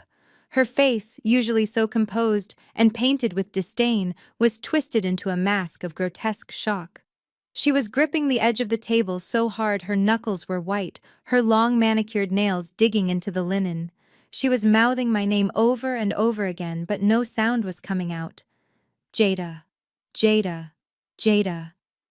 It was a silent prayer to a god she had spent her life mocking. But the most satisfying reaction belonged to Hunter. The color didn't just drain from his face, it vanished, leaving him looking like a wax figure melting under the heat of the spotlight. He wasn't looking at me with shock. He was looking at me with terror. Pure, unadulterated terror. He was doing the math in his head. The insults, the $5 bill he had shoved in my pocket, the phone call where he called me the help, the stolen money, the fraud. He realized in that split second that the person holding the microphone held his entire life in the palm of her hand. He slumped in his chair looking small, weak, and defeated before I had even spoken a single word. I leaned into the microphone. My voice, amplified by the state-of-the-art sound system, was rich, clear, and steady. "Good evening," I said. The sound of my voice seemed to snap the room out of its trance. A few people clapped nervously, but most just watched mesmerized. I scanned the room, making eye contact with the senators and the bankers, before letting my gaze settle heavily, permanently on table 4. "Many of you know Logos Dynamics as a company that operates in the dark," I began. "We move the things you need when you need them without you ever seeing how it is done. We value discretion. We value results. But recently I was reminded that sometimes silence is mistaken for weakness." I saw Hunter flinch. He knew exactly who I was talking to. I paused, letting the words sink in. "There is a story I want to share with you tonight. A personal story. It is about perception versus reality." I took the $5 bill out of my breast pocket. I held it up. The camera zoomed in on it, projecting the crumpled image of Lincoln onto the massive screens behind me. Tonight, on my way into this ballroom, a man handed me this $5 bill. I said, my tone conversational but deadly. He thought I was the coat check girl. He told me to buy myself a sandwich. He told me that I looked like I didn't belong here. A murmur of outrage rippled through the crowd. Who would dare insult Jada Vance at her own gala? I smoothed the bill out on the podium. That man is sitting in the front row tonight. He is a man who believes that net worth is determined by the loudness of your voice and the shininess of your car. He believes that because I choose to walk, I must be lost. Because I choose to listen, I must be stupid. I looked directly at Hunter. His eyes were wide, pleading with me to stop, pleading for mercy, but I had run out of mercy years ago. Someone once told me, quite recently in fact, that I would never own a car, I said, quoting his words back to him. They mocked me for taking the bus. They mocked me for my sneakers. They told me I was destined to be a pedestrian in a world of drivers. I smiled, a cold, sharp smile that didn't reach my eyes. And they were right. I do not own a car. I have never seen the point in owning a single vehicle. I raised my hand and snapped my fingers. The lights in the ballroom changed. The massive LED screen behind me, which had been displaying the elegant gold logo of Logos Dynamics, suddenly shifted. It turned into a high-resolution map of the world. Then it zoomed in on North America. Then Chicago. "But I do not need to own a car," I continued, my voice rising in power. "Because I own the road. I own the logistics network that delivers the fuel. I own the shipping containers that carry the parts. And as of 7:00 p.m. last night, I own the very dealerships where those cars are sold." The screen flashed red. A graphic appeared. It showed the logo of Hunter Motors, the company my brother-in-law worked for, the company he bragged about. Then a massive animated Logos Dynamics logo slammed down on top of it, crushing it into dust. The words "acquisition complete" flashed across the screen in bold, undeniable letters. The crowd gasped. Whispers broke out instantly. Did she just buy a dealership chain to prove a point? I watched Hunter. He didn't just slump now. He buried his face in his hands. "So to the people who told me to get out of their house because I didn't have a title," I said, looking straight at my mother. "To the people who told me I was nothing, I have a message for you. You were playing checkers. I was playing chess. And the game is over. Checkmate." The applause died down slowly, replaced by a heavy, suffocating silence as I remained standing at the podium. I did not step back to accept the adulation. I did not smile to acknowledge the applause. Instead, I leaned closer to the microphone, my expression shifting from triumphant to lethal. The air in the room grew cold, as if the temperature had dropped 10 degrees in a single second. However, I said, my voice echoing off the vaulted ceilings, "Building a legacy is not just about acquisition. It is about maintenance. It is about identifying rot within the structure and cutting it out before it spreads. Tonight is not just a celebration of new ownership. It is an operation of sanitation. We are cleaning house." I paused, letting the words hang there. I saw Hunter shift in his chair, his eyes darting toward the exit signs. He knew. In his gut, he knew. We discovered a discrepancy during our due diligence. I continued keeping my eyes locked on Table 4. One of our newly acquired branches has been bleeding capital. Not because of poor market conditions, not because of bad inventory, but because of theft. Systematic, arrogant, and sloppy theft.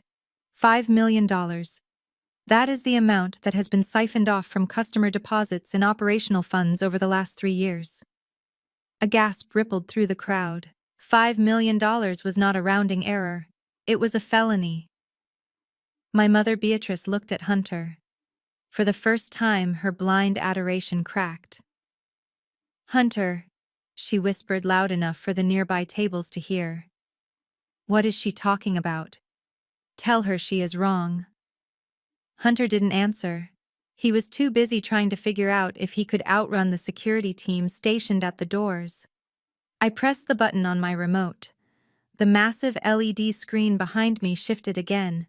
The map of the Logos Dynamics empire vanished. In its place appeared a series of documents blown up to the size of billboards. They were bank statements, wire transfers, emails. And right in the center of every document was a signature. Hunter Vance. The screen cycled through the evidence with ruthless precision. It showed a transfer of $50,000 to a known offshore gambling site. It showed a $20,000 withdrawal from the widow Mrs. Higgins' deposit account aimed directly at a shell company registered in Hunter's name. It showed the purchase of the Porsche Cayenne he had driven to my parents' house paid for with funds earmarked for employee payroll. "This is not accounting," I said, my voice cutting through the murmurs of the crowd. "This is embezzlement. This is fraud. And it was committed by a man who stood in my parents' living room yesterday and called me a failure because I refused to help him cover his tracks." Hunter jumped up from his chair. The movement was so violent it knocked his chair backward with a loud crash. He looked wild, like a trapped animal. "That is a lie," he screamed, pointing a shaking finger at the stage. "She doctored those. She is crazy. She has always been jealous of me. Do not listen to her." "Sit down, Mr. Vance," I said calmly. "I will not sit down," he yelled, looking around for support. But the men at his table, the ones he had been bragging to earlier, were now looking at him with undisguised disgust. Mr. Sterling, the man from acquisitions, slowly moved his wineglass away from Hunter as if dishonesty were a contagious disease. Hunter turned and ran. He shoved my father out of the way, not caring that the old man nearly fell to the floor. He scrambled toward the double doors at the back of the ballroom, his tuxedo tails flapping behind him. He pushed past a waiter, sending a tray of champagne flutes crashing to the ground. "Out of my way," he screamed. "I am leaving! You cannot keep me here!" But he didn't make it far. As he reached the main exit, the doors swung open. But it wasn't to let him out. It was to let the consequences in. 4 federal agents wearing navy blue windbreakers with the letters FBI emblazoned in yellow on the back stepped into the ballroom.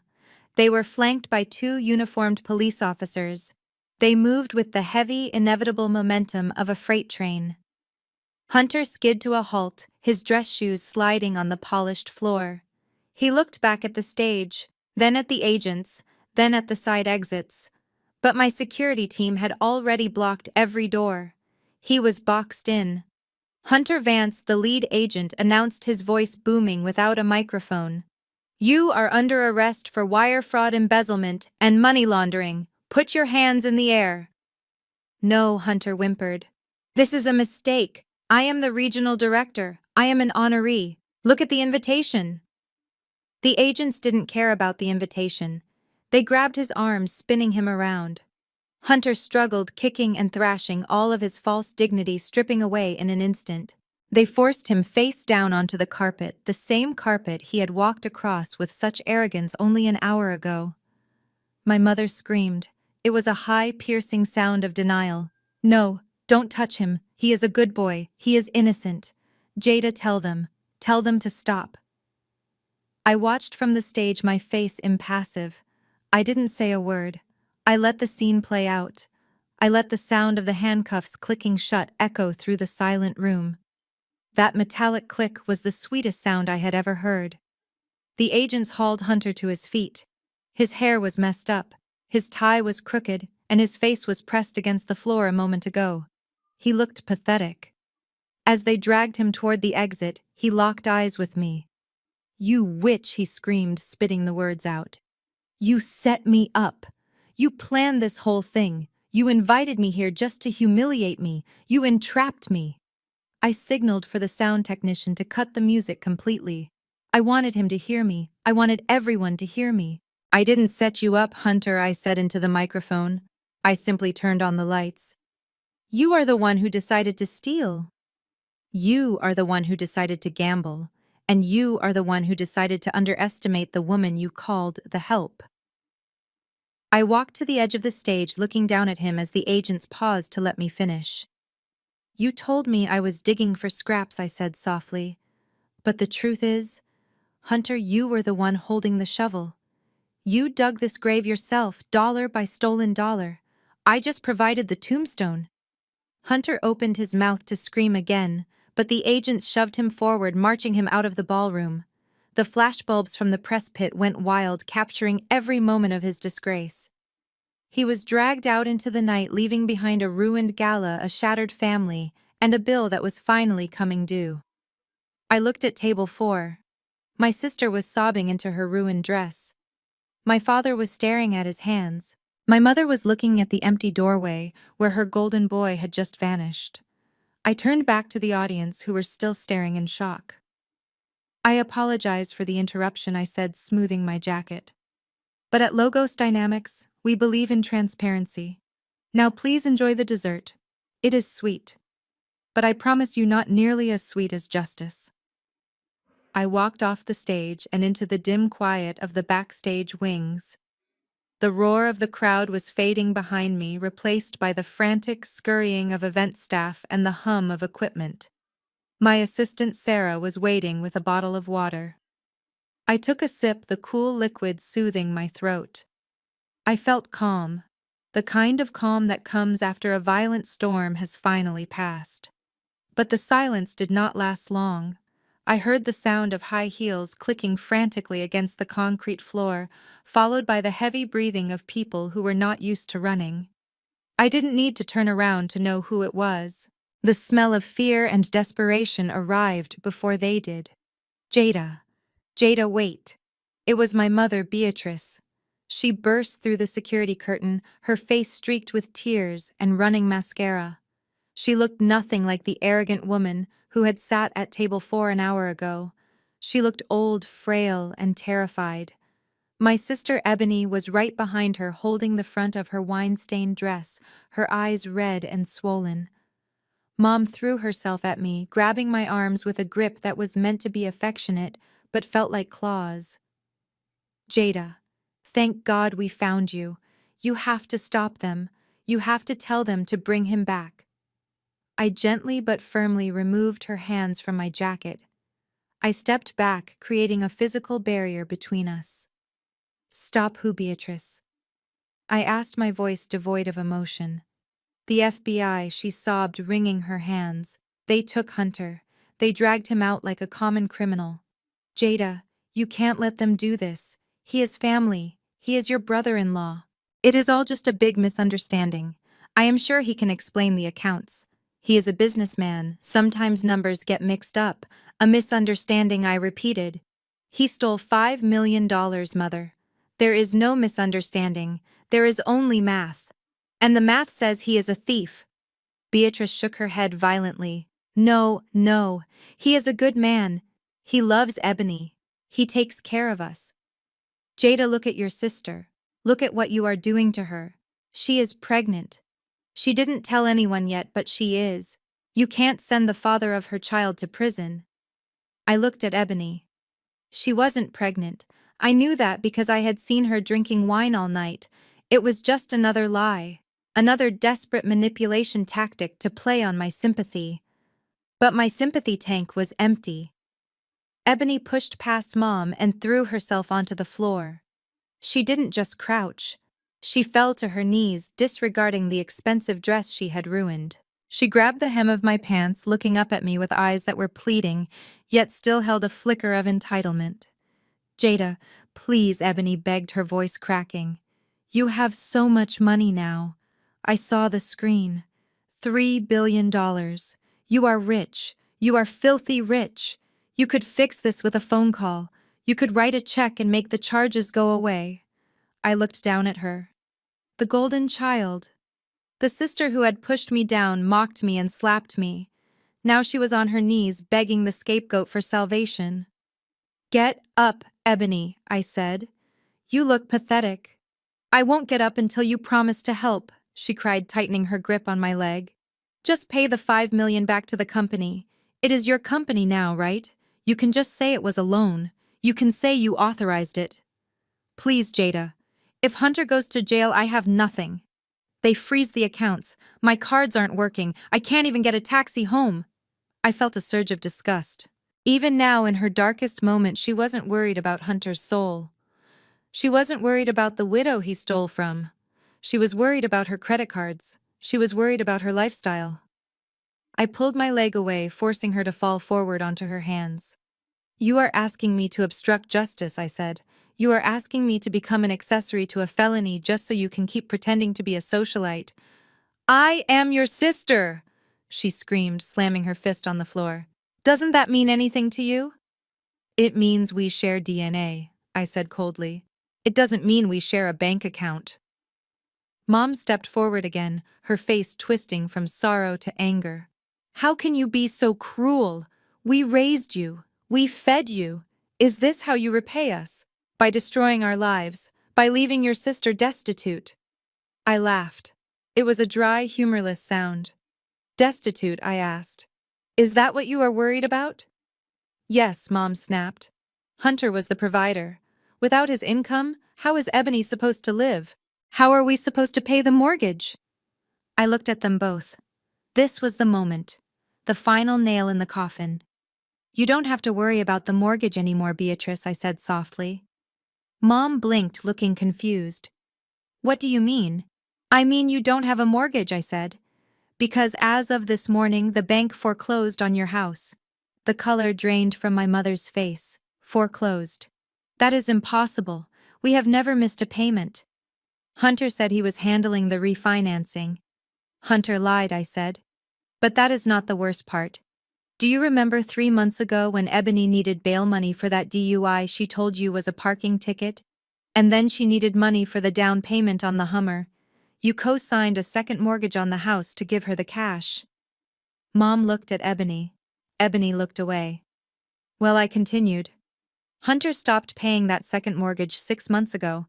The debt was sold to a collection agency. And then that agency was acquired by a holding company. I took a step closer to them, leaning in so they could see the truth in my eyes. My holding company, Mother.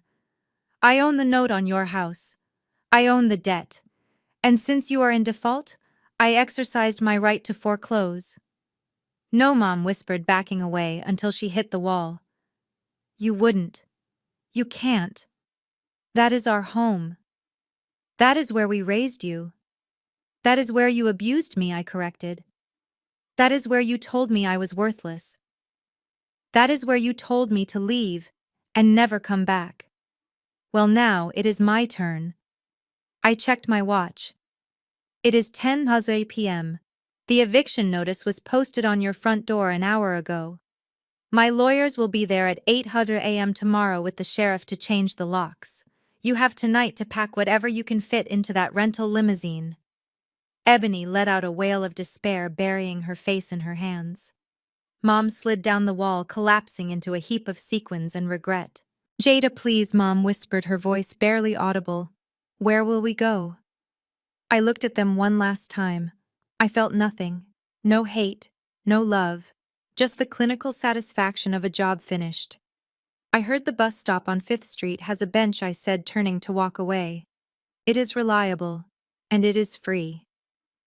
I walked back toward the stage door, signaling Sarah to call my car. Behind me, the sound of their weeping faded into the background noise of the ventilation system. They were just ghosts now, and I had a plane to catch. The heavy steel doors of the Ritz-Carlton slammed shut behind us, cutting off the warmth, the music, and the golden light of the gala. The silence of the night was immediate and brutal, broken only by the sound of the wind howling through the downtown skyscrapers. It was a poetic kind of justice that the weather had decided to repeat itself. Just 24 hours ago, I had walked to my parents' house in a blizzard, shivering in my thin coat while they sat by the fire. Now the snow was falling again, thick, wet flakes that stuck to eyelashes and melted against skin.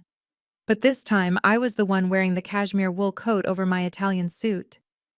My family, however, was shivering in the freezing cold.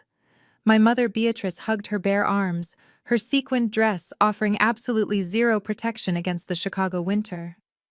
Ebony was still sobbing, her makeup running down her face in black streaks, her ruined dress flapping in the wind. My father Arthur looked small and shrunken in his ill-fitting rental tuxedo. They stood on the sidewalk looking frantically up and down the street. The stretch Hummer they had rented to make their grand entrance was gone. The rental period had expired an hour ago, and the driver, unpaid for the overtime, had simply driven away.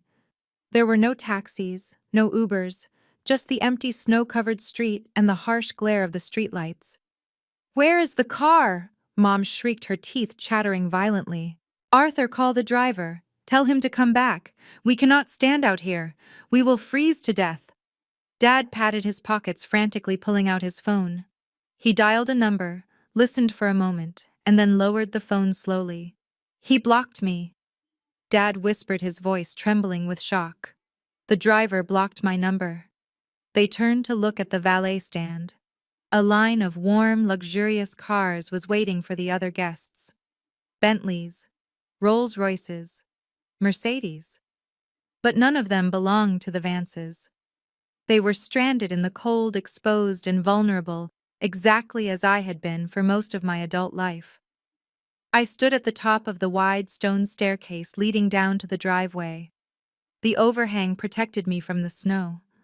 I looked down at them, watching them huddled together for warmth. It was a pathetic sight. The lions who had roared so loudly at the dinner table were now just wet, shivering stray cats. "Jada," Mom cried out, spotting me. "Jada, please, let us into your car. Just drop us off at a hotel. Any hotel. We can't stay out here." I didn't answer. I just watched the snow accumulate on their expensive unpaid-for hairstyles. "Arthur, do something," Mom hissed, shoving my father forward. "Talk to her. She is your daughter. She has to listen to you." My father straightened his spine. He tried to summon the ghost of the authority he used to wield over me. He walked to the bottom of the stairs, looking up at me. His face was red from the cold and the humiliation, but his eyes still held that stubborn, foolish pride. "Jada," he boomed, trying to make his voice sound commanding over the wind. "I am speaking to you as your father. This has gone on long enough. You have made your point. You have embarrassed us. You have ruined your sister's night. Now I am ordering you to stop this nonsense." I tilted my head, looking at him with mild curiosity. "You are ordering me?" I asked. "Yes," he said, pointing a shaking finger at me. "I am the head of this family. I demand that you call off the lawyers. I demand that you fix this mess with the bank. And I demand that you provide us with transportation immediately. You are tearing this family apart, Jada. You are destroying everything we built." He took a breath, his voice cracking. "We are your blood. How can you stand there and watch us suffer? How can you be so cold? You are breaking your mother's heart. You are destroying the sanctity of this family unit." I looked at him. Really looked at him. For years his voice had terrified me. His disapproval had been a weight I dragged around every single day. I had spent decades trying to earn a nod, a smile, a single word of praise from this man. I had let him belittle my career, mock my choices, and treat me like a second-class citizen in my own home, all because I desperately wanted him to be my dad. But standing there in the snow, I realized something that made me feel lighter than air. He wasn't a patriarch. He was just a bully who had lost his victim. And without a victim, he was nothing. I took one step down the stairs. The sound of my heel hitting the stone was sharp and clear. "You talk about family as if it is a shield, Dad," I said, my voice cutting through the wind. You use that word to demand loyalty, to demand money, to demand silence, but you never used it to give love. I took another step down. You say I am destroying this family. But let me ask you a question. Where was this family 10 years ago when I was eating ramen noodles in the dark because I sent you my rent money to pay for Ebony's credit card debt? Dad opened his mouth to speak, but I cut him off. Where was this family when I walked 3 miles in the snow to Christmas dinner because you told me there was no room in the car? Where was this family when I was in the hospital with pneumonia and you didn't visit because you were too busy vacationing with Hunter? I stood directly above him now, looking down into his watery, fearful eyes. You asked me where I was when you needed help. I was right there. I was always there. I was the one cleaning up the messes. I was the one paying the bills in secret. I was the one taking the abuse so you could feel superior. I gestured to the shivering figures of Mom and Ebony behind him. That is not a family, Arthur. That is a cult. And I was the sacrifice. But Jada? He stammered, his bravado crumbling. We are your parents. Being a parent is a verb, not a noun, I said coldly. It requires action. It requires protection. You didn't protect me. You fed me to the wolves because you liked the way they smiled at you. I looked past him at my mother. She was weeping openly now. But I knew she wasn't crying for me. She was crying for the loss of her house, her status, and her comfort. You said this family died tonight. I said, my voice dropping to a whisper that was louder than a scream. You are wrong. This family died 10 years ago. Tonight is just the funeral. And frankly, I think I have mourned long enough. I turned my back on them. It was the hardest and easiest thing I had ever done. Jada. Dad shouted, his voice breaking. If you walk away now, don't you dare come back. Do you hear me? You will be alone. I paused on the top step. I looked out at the city of Chicago, my city glowing in the distance. My car, a sleek black armored sedan, pulled up to the curb. The driver stepped out and opened the door. I am not alone, Dad, I said without turning around.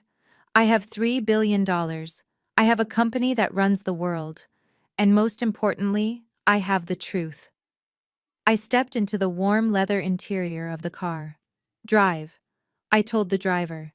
As the car pulled away, I didn't look out the window. I didn't watch them shrinking in the rearview mirror. I opened my laptop and started working.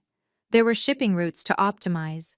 There was a future to build, and I finally had the space to build it. The private elevator ride to the rooftop of the Logos Dynamics Tower took exactly 45 seconds. In that short amount of time, I traveled from the cold, gritty reality of the street level where my family was currently freezing to the rarefied air of the gods. As the numbers on the digital display climbed higher, I felt the heavy, invisible coat of guilt I had worn for decades sliding off my shoulders. With every floor we passed, I became lighter. By the time the heavy steel doors slid open, I felt weightless. The wind on the helipad was fierce, whipping my white trouser suit around my legs and stinging my cheeks. But after the emotional storm I had just navigated, the physical gale felt cleansing. It felt like the world was applauding. In the center of the landing pad, my personal helicopter, a sleek black Sikorsky, was waiting. Its rotor blades were already spinning, cutting through the night air with a rhythmic thumping sound that vibrated deep in my chest. It was a sound of power, a sound of capability, a machine that existed solely to lift me above the chaos. I walked toward the aircraft, my head held high. My assistant Sarah, who had come up in the service elevator with my luggage, jogged over to me. She had to shout to be heard over the roar of the engine. She looked worried, holding my personal cell phone out to me like it was a live grenade. "Madam," she yelled, shielding her eyes from the downdraft. "It is your mother again. She has called 6 times in the last 3 minutes. She says it is an emergency. She says they are freezing. She is demanding to speak to you." I stopped walking. I looked at the phone in Sarah's hand. The screen was lit up, flashing the word Mom, along with a picture I had taken of her years ago. In the photo, she was smiling, but not at me. She was looking past the camera, probably at Ebony. Even in my own contacts list, I was invisible to her. I reached out and took the phone.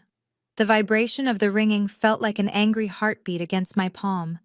I stared at it for a long moment. For 32 years, this device had been a leash. It was how they summoned me to fix their problems. It was how they delivered their insults. It was how they kept me tethered to their dysfunction. Every ring was a demand. Every text was a criticism. Sarah watched me waiting for me to answer. She expected me to cave. She expected me to yell or to cry or to give one last explanation. But I had run out of words. I walked to the edge of the roof. The safety railing was waist high. I looked down. 50 stories below the city of Chicago was a sprawling grid of amber and white lights.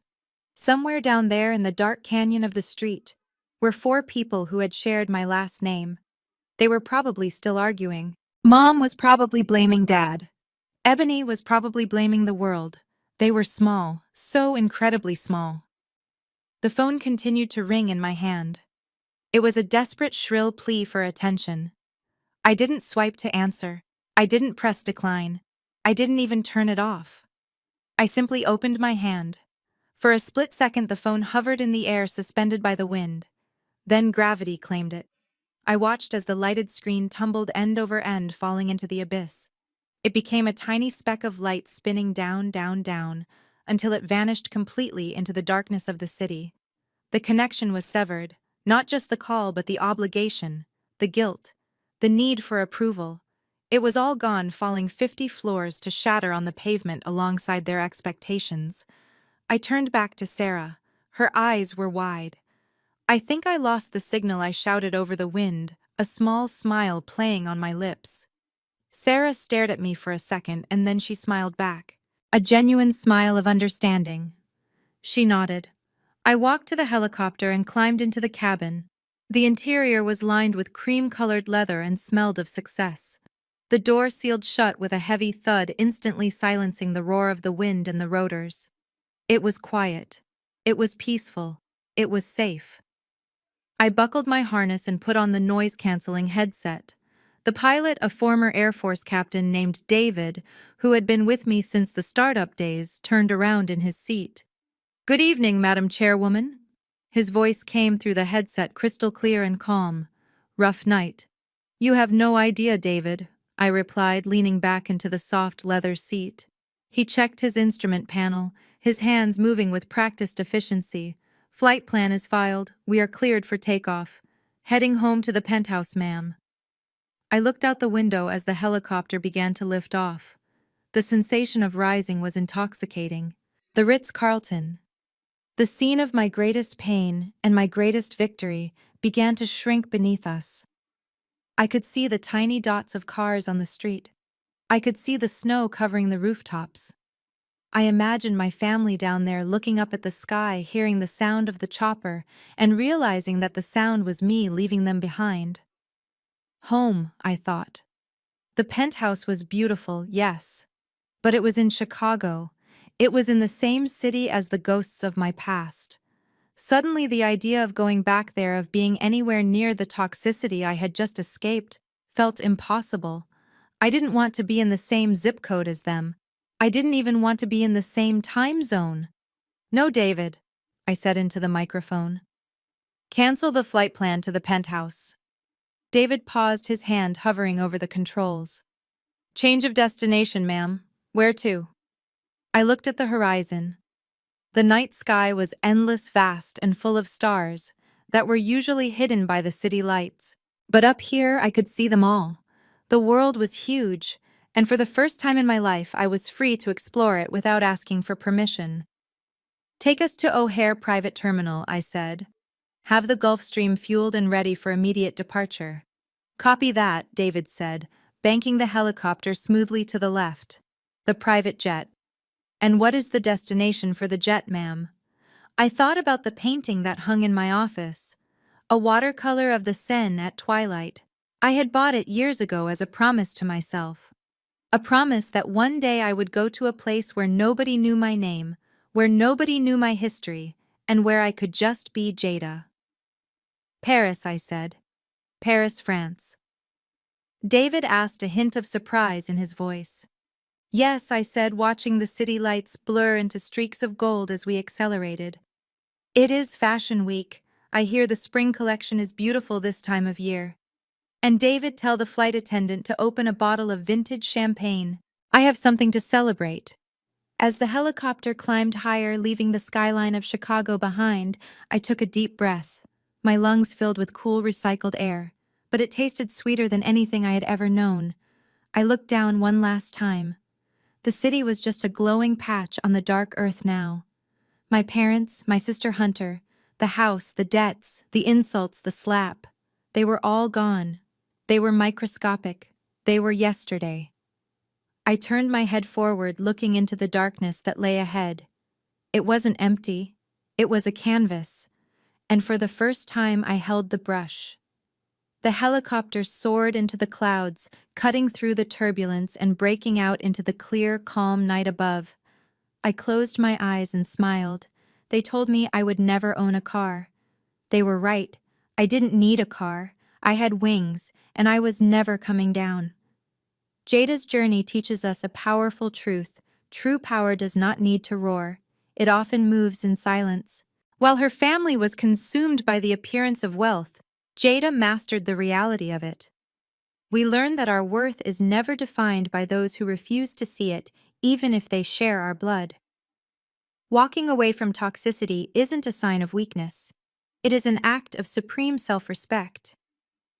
Sometimes the best response to disrespect isn't an argument, but a quiet, undeniable victory.